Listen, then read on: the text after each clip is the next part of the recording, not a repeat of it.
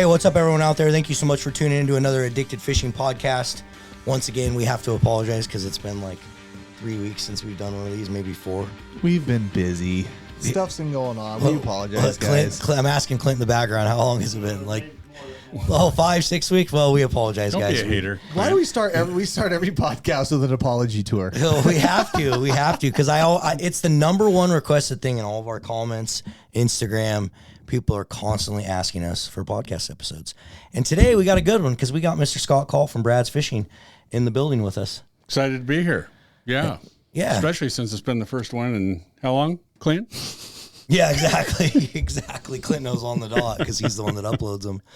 So tonight, guys, we're going to talk a little bit of Springer prep. But before we do have a couple quick announcements.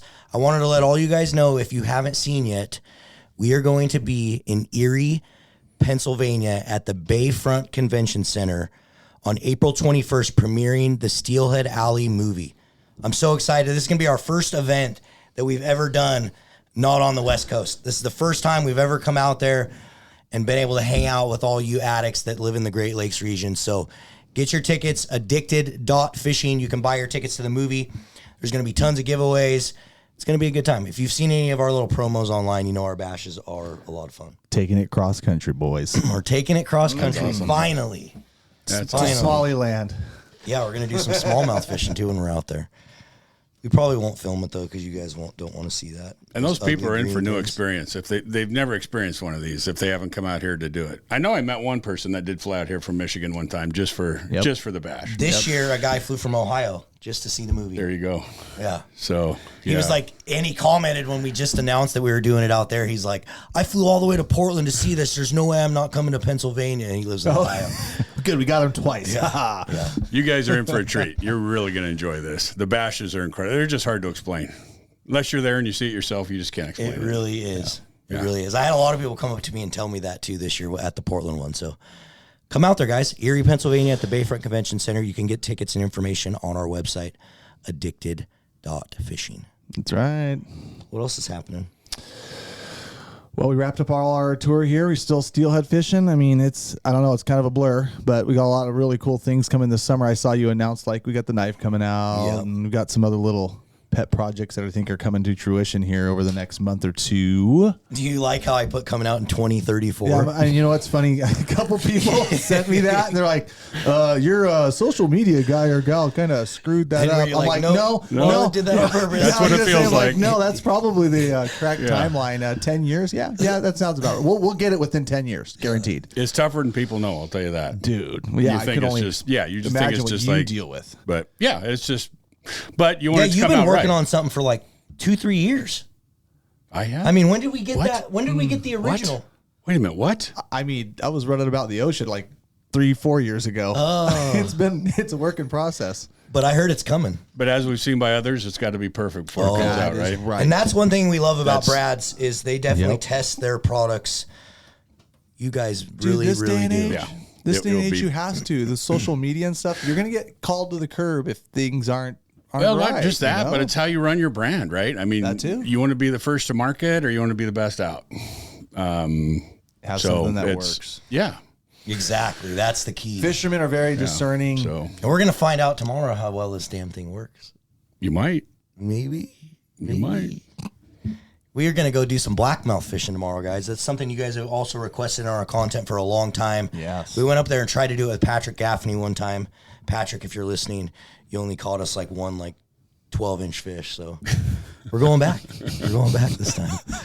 You're such a jerk. And we almost got blown off the water on this. So this is the first day it's going to fish, I think, in the last 3 or so.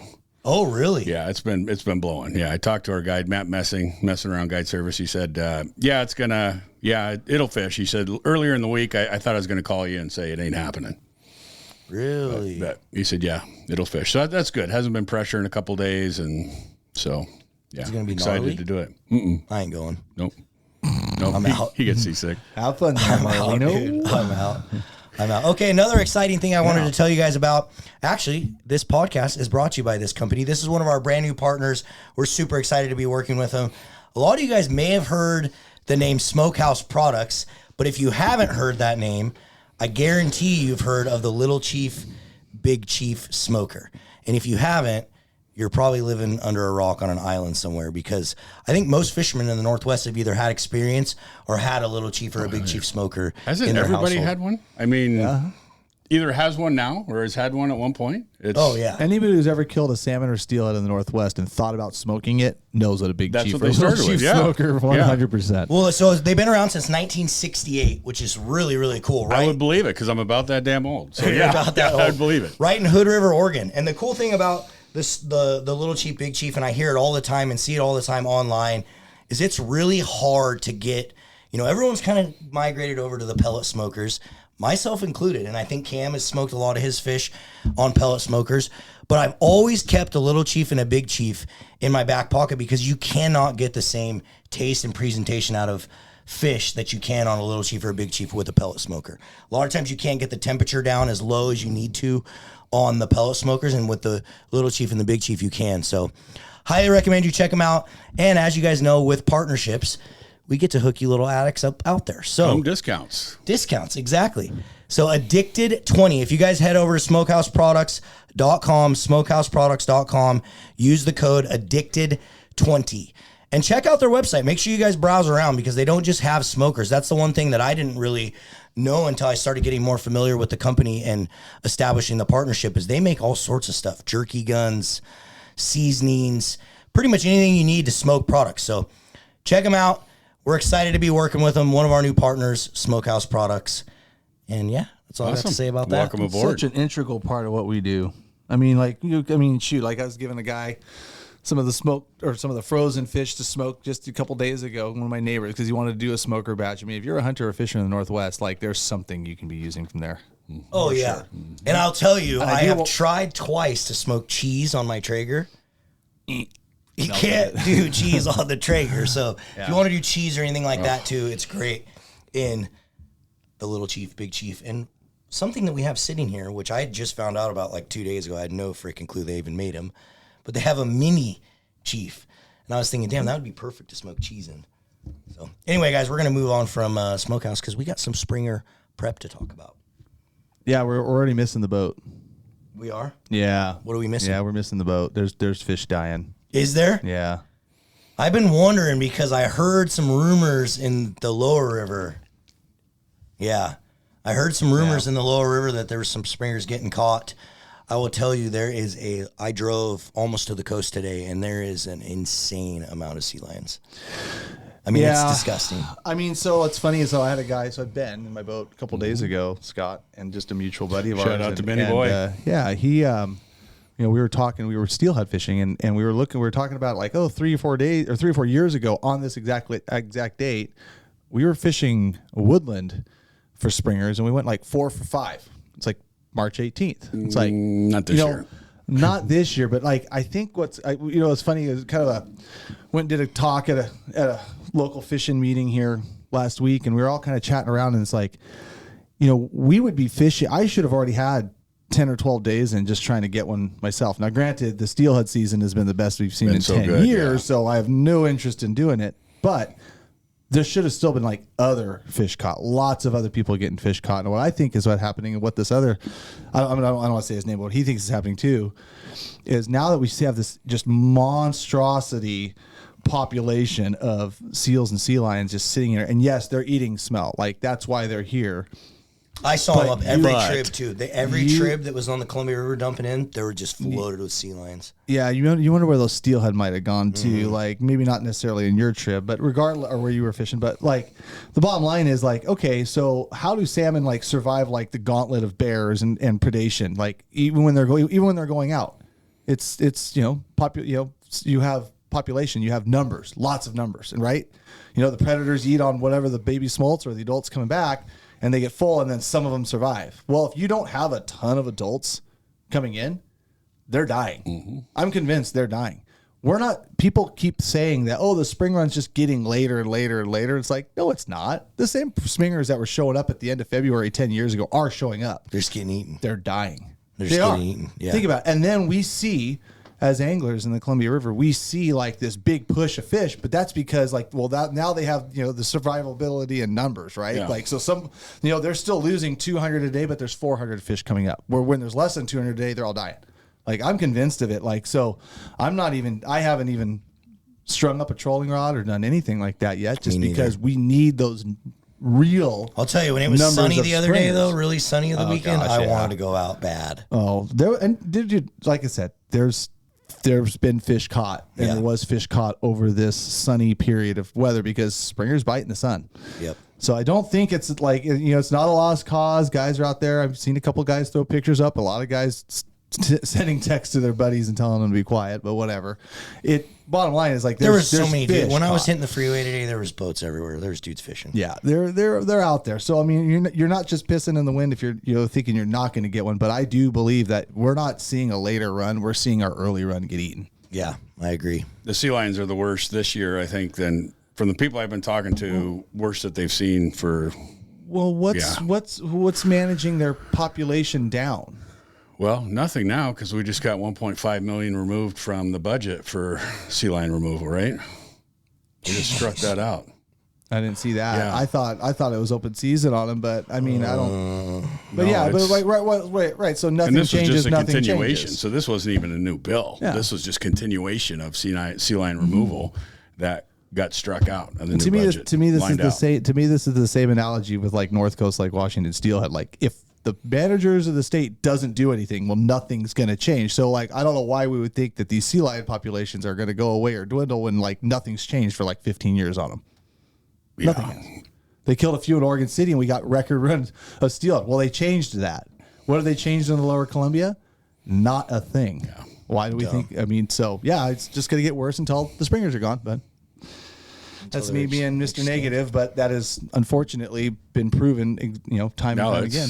Yeah, it's super frustrating. Well, even with those damn sea lions, we're still going to catch a few springers. We are going to catch a few We are going to catch a few springers. So what are you guys doing, Cam? What are you starting with when you're starting to prep? Like, what are you doing? Lines, re-spooling reels, tying leaders? No. What's your main things? Every year, fresh 65-pound enforcer braid. Got to polish up those triangles and get everything ready. I mean, there's not a lot to do because the early season. Oh, I'm buying bait. I've already bought my bait, actually. That's one thing that people should really do out there from a prep perspective is buy bait ahead of time, because I promise you that the guys that do that and buy the good bait are usually the guys out there that you see that are pretty fishy. Yeah, and you're gonna have a tough time trying to scrounge down like some good, red and green label herring, the last week of March when the things are starting to happen. So yeah, bought the bait, got that ready. For me, a lot of times like the Lower Columbia just ends up fishing just kind of more of like a triangle bait show just because of water clarity. I generally don't have a lot of 360s. The last couple of years it has been that way though, where not last year, but the years before that, where it was a 360 show on the slack tides, and so I'm getting obviously my super baits and originals and everything else ready to go with those 360s. But I don't know. I don't know how this setup's going to be, because like, even though we had this beautiful stint of sunny weather, like the next 10 days is junk. Is junk. It's not freezing, thank God, because I think that's there's just a lot of rain. Is a lot of rain, and it's mild, kind of warm rain. So my guess is probably by the time you're hearing this podcast, and maybe in a few days, you're going to see that turbidity kind of come up. Visibility is going to go down. Just kind of turn it into more of like kind of the traditional, just standard trolling show is what I'm guessing. So I'm preparing a lot of that. Herring leaders, super bait leaders. I mean, just kind of all the general stuff. But I mean, not to the point where I think we're going to be putting the jet divers and stuff in the boat and the anchor show just yet. But some of those guys down the Lower Columbia, I mean, have you talked to anybody, Scott, that's been doing that plug show yet down there? No, the water levels are pretty low right now. So almost like summertime low. So yeah, it's making me wonder, are they holding water back or just not getting the melt yet, or a combination of both? So be interesting to see if it's going to be a good plug show this year or if it's going to be more of a troll show. Yeah, I don't know. If it is a plug show, it's not going to be up in the weeds like it has been. Yeah, right. It's going to be like normal stuff. Right. Yeah, be normal stuff. Because even down in the Lower Columbia, you still get, even with the Low Columbia, you still get there's forceful tide. There's still spots. So you still will have the guys that know. There. Oh yeah. Yeah, they've had their spots picked out the last 10 years, right? They're just sitting in them. I saw some guys anchor today on my drive out. Did you? Yeah. Yeah. A lot of plunkers too. Ton of plunkers down there already lying up along the banks. Yeah, they always hit them first. So yeah, I've heard some good stories from some plunkers, but nothing great. I haven't heard anything terrific whatsoever. Yeah. But here and there, da. They'll be here on April 7th. All right. How will you know? Mark it down. Because that's just when they'll be Are you here. going fishing on April 7th? No, I just am telling you that's when they'll be here.